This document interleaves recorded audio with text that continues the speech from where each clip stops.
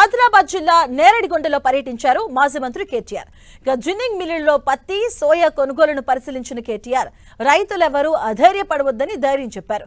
రైతులకు BRS party అండగా ఉంటుందని, అధికారంలోకి వచ్చాక రైతుల సమస్యలను పరిష్కరిస్తామని కేటీఆర్ చెప్పారు. పండించిన పంట కొనే దిక్కులేక, పట్టించుకునే నాదుడు లేక సంక్షోభంలో చిక్కుకున్న రైతాంగానికి బాసటగా నిలుస్తామని తెలిపారు.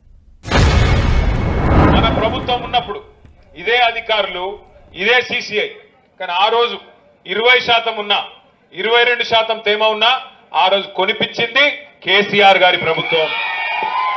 నడిపేటోనికి తెలివి ఉంటే, నడిపేటోనికి రైతు మీద ప్రేమ ఉంటే, నడిపేటోడు రైతు బిడ్డ అయితే బరాబర్ రైతులకు న్యాయం జరుగుతుంది.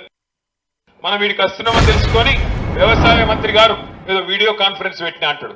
ఎవరితో పెట్టినావు? కేంద్రంలో ఉండే ఎవరితో, ఎల్లైతోనో పుల్లైతోనో పెట్టిండట. నేనేమంటున్నా అంటే, నిజంగా నీకు ప్రేమ ఉంటే నువ్వు వెంటనే క్యాబినెట్ లోనే ప్రకటించేది ఉండే.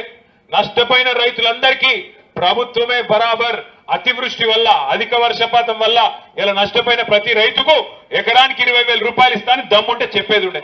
అది చెప్పారు. బంగారం అసలు పంట, తెల్ల బంగారం మన దగ్గర, మన దేశంలో, మన రాష్ట్రంలో వండుతుంటే ఇలా మోడీ గారు, కేంద్ర ప్రభుత్వం బయటికెళ్లి పత్తిని దిగుమతి చేసుకునే ప్రయత్నం చేస్తా ఉన్నది.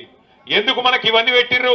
మాయిశ్చరు అని కట్టింగ్లు ఎందుకు పెడుతుర్రు అంటే, బయట ఒప్పందం చేసుకుని వచ్చిర్రు. బయటికెళ్లి పత్తిని ఇక్కడ దించే ప్రయత్నం చేస్తున్నారు. మన మీద ప్రేమ ఉంటే కేంద్ర ప్రభుత్వానికి ఇక్కడున్న బీజేపీ ఎమ్మెల్యేకు, బీజేపీ ఎంపీకి పోవాలి, పోయి మోడీతో కొట్లాడాలి. సోయాబీన్ రైతులు కానీ, అధిక వర్షపాతం వల్ల నష్టపోయిన రైతులు కానీ, వాళ్ళకి నేను ఒకటే మాట చెప్తున్నా. కేంద్ర ప్రభుత్వం కానీ, రాష్ట్ర ప్రభుత్వం కానీ ఒక మాట చెప్పింది, ఫసల్ బీమా యోజన తెస్తాం, ప్రధానమంత్రి ఫసల్ బీమా యోజన తెస్తామని చెప్పి అడిగింది. మరి ఏమైంది ఫసల్ బీమా యోజన? అందుకే మనం అడుగుతున్నాం, ప్రతి ఎకరానికి నష్టపోయిన పంటకు, అధిక వర్షపాతం వల్ల నష్టపోయిన పంటకు తప్పకుండా మీరు ఎకరానికి 20,000 రూపాయల చొప్పున నష్టపరిహారం ముడియాలని చెప్పి మన పార్టీ